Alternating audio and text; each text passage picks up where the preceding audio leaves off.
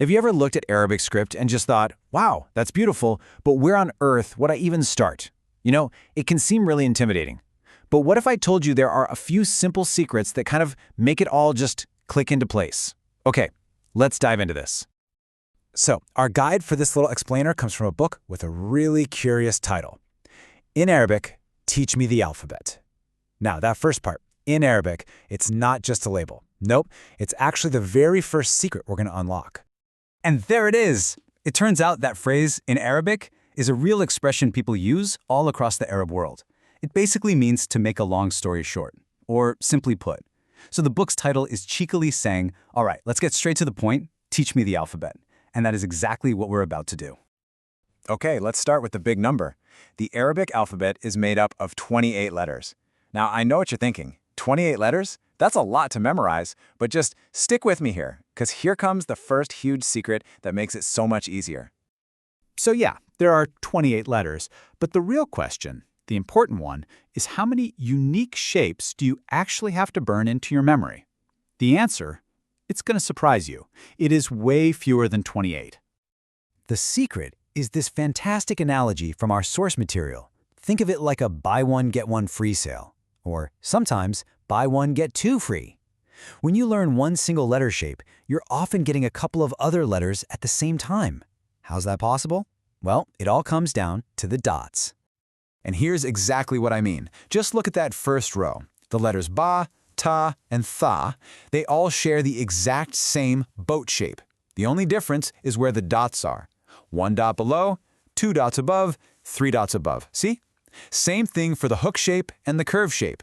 You're not memorizing 28 different things. You're just learning a handful of core shapes and their dot patterns. It's a game changer. Okay, so you've got the shapes down. That's awesome. The next huge concept in Arabic is how the letters link up to form words.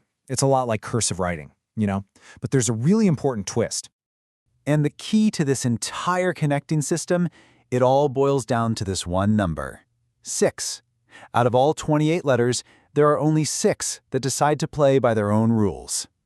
These are what the book calls the 6 unfriendly letters. And honestly, I love this metaphor. They refuse to shake hands with the next letter. What that means is they'll happily connect to a letter that comes before them, but they will never ever connect to the one that comes after them.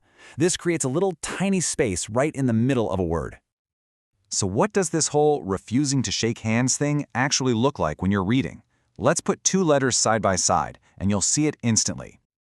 So first up, we've got the letter ba. This is one of the friendly letters, a connector.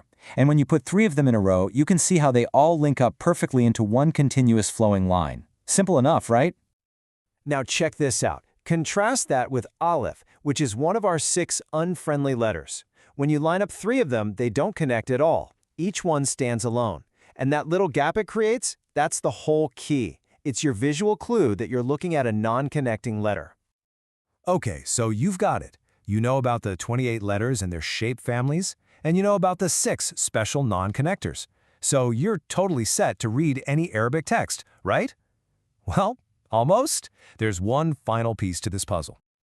And that piece comes down to one last number you need to know, and it's this one, 14. Now, when in the world could that be for? This is it, the final secret. Besides the 28 main letters, there are 14 other super important symbols you need for reading. Think of them less as letters and more as, like, pronunciation guides. They're these little marks that go above or below the letters to tell you about short vowels or when a consonant is doubled, making sure you're saying everything just right. So you see, when you put it all together, the Arabic script becomes so much less of a mystery. Once you understand these core secrets, the letter families, those 6 unfriendly letters, and the extra phonetic symbols, the whole thing just transforms into a solvable puzzle. You now have the keys. The only question left is, are you ready to go unlock the rest?